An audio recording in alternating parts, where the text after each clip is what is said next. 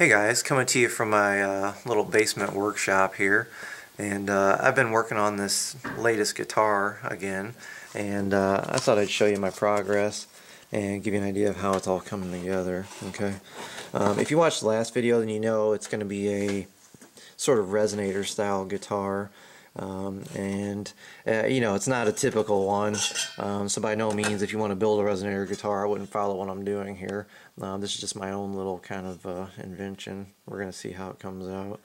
But as you'll note, I've already cut the hole in the top of the box here, and that's going to be for this kitchen strainer. That's going to drop right down in there like so. Okay, and then there's going to be that's stainless steel, and then this is going to be a stainless steel bowl. It's a real sturdy one I found, and when I tapped on it, it's got a real good ring to it, so I think it's going to work out well. And as you'll note, when this is flipped in there, you can still see all the holes all around the inside, so it's going to have kind of a cool look to it.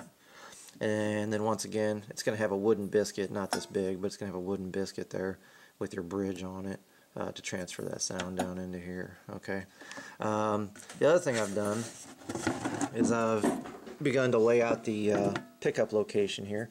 It's going to have a Fender single coil pickup in it, or at least that style. Okay.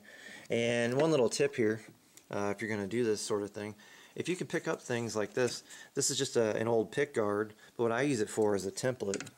And it helps me lay it out perfectly so that I know when I cut it out that it's going to match up exactly to the particular pickup that I'm using. And you keep a few different styles around like this. And obviously this one back here is for a humbucker. But if you keep different pick guards around, or if you make your own templates, it just speeds things along, you know, once you get used to doing that. And then once again, this is going to have these little sink strainers because they kind of match the strainer there. They're going to be sunk in there here shortly, and that'll give me a couple extra sound holes there as well. Okay.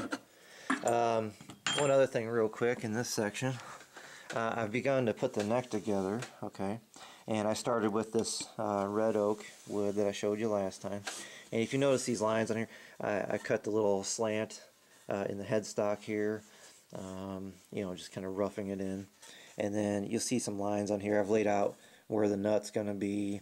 This is going to be where the fretboard ends.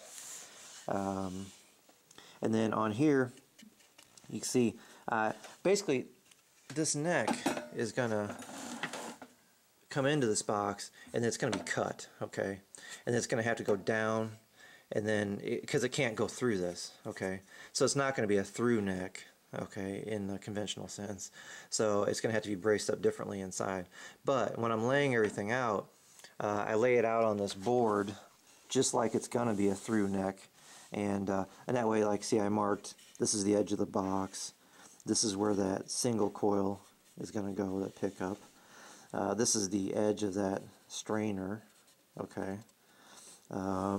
And so on and so on. Here's that tail piece with the kitchen cabinet hinge. Okay, so I lay it out basically like it's going to be a through neck, and then I'm going to chop it up. Okay, and then because you see, like, I'll chop this tail piece off, then I know what I've got to work with there.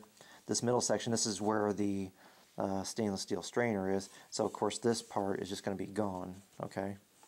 And then this is the part that's going to actually come into the box in front of the strainer, and then I'll have to build off of that to brace everything. Alright.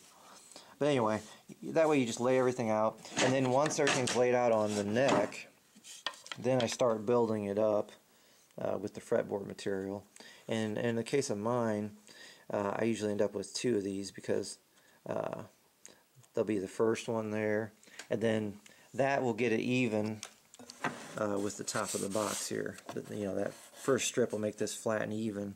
The reason being, then when I go with the next strip, it'll actually overlay the box like that, and that'll be my actual fretboard. Okay, and I just learned how to do that, you know, over time, just experimentation.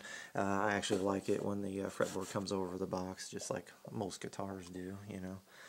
But anyway.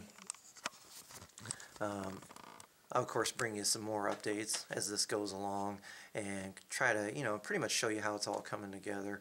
That way you'll have some idea how I do these. But hopefully you find it interesting. Thanks for watching and commenting and everything, and I'll see you later. Bye.